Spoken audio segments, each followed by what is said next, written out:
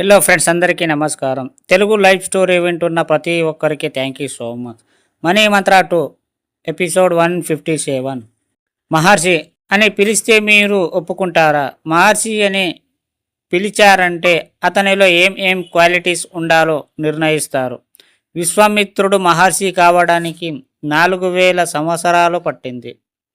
1 ఓర్పు, 2 సహనం, 3 పరిపూర్ణత్వం. ఈ 3 మీరు సాధిస్తే మహర్షి అవుతారు. ఓర్పు దేని పట్ల ఉండాలి? మీరు సాధించబోయే విజయ పట్ల ఓర్పు ఉండాలి.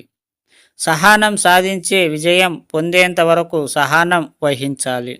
అలాగే పరిపూర్ణత్వాన్ని ముందుగా ఇది కలిగి ఉన్నప్పుడే పై రెంటివి సాధించడం సులువు అవుతుంది. కన్ఫ్యూజ్ అయ్యారు కదూ? యస్. ముందుగా మీరు ఒక కలగన్నప్పుడు దాంట్లో సంపూర్ణత్వాన్ని ముందుగానే ఊహించండి. ఇక ఓర్పు, సహనం గురించి మర్చిపోండి. అదే మీకు తెలియకుండానే పరిపూర్ణత్వాన్ని పొందుతుంది. ఎందుకంటే సహనం, ఓర్పు అని ఎన్నో సంవత్సరాలు ప్రయత్నించారు, ఏమీ కాలేదు. ఇంకా ఎంతకని ఓపిక పడతారు? కావున కేవలం పరిపూర్ణత్వంపై దృష్టి నిలపండి. మీకు తెలియకుండానే మీ జీవితంలోకి అతి త్వరలోనే మీరు పొందడం జరుగుతుంది. కేవలం మీరు ధ్యాసలో ఉండండి. విశ్వం మీకేమి కావాలో సమకూరుస్తుంది. మీరు ప్రశాంతంగా ఉండడంలో పరిపూర్ణత్వాన్ని సాధిస్తారు. మీలోని దివ్య తేజస్సు ద్విగుణీకృతం అవుతుంది. ఆ దివ్య తేజస్సు మీకు ఎవరు ప్రసాదించలేదు. మీకు మీరే పరిపూర్ణత్వంలో నుంచి సృష్టించుకున్నారు. ఇప్పుడు మీరు మహర్షి కాదు. మహర్షి మీరు ఎంత మంచి చేసినా మీకే చెడు జరుగుతుందా? అందరూ మిమ్మల్ని మోసం చేస్తున్నారా? మన సబ్జెక్టులో మంచి చెడు అనేవి లేవు, పరిపూర్ణత్వం మాత్రమే ఉంది.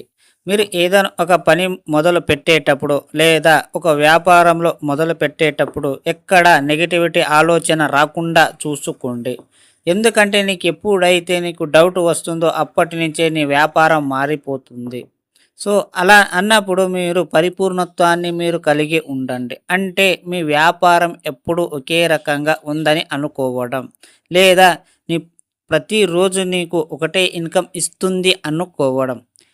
సో ఎప్పుడైతే నీవు దాన్ని పాజిటివ్గా తీసుకుంటావో అప్పుడు ఖచ్చితంగా అది నీకు ఇవ్వడం మొదలు పెడుతుంది. అలాగే మీరు ఎంతో కొంత కొన్ని 10% మీరు ఇక్కడ ఖర్చు పెట్టడానికి కొన్ని డబ్బులు మీరు సేవ్ చేయాలి. దాన్ని ఖర్చు పెట్టడానికి ప్రతి వ్యాపారంలో కావచ్చు, లేదా మీరు ఏమైనా చేసే పనుల్లో ఒక 10% మీరు దానం చేయాలి.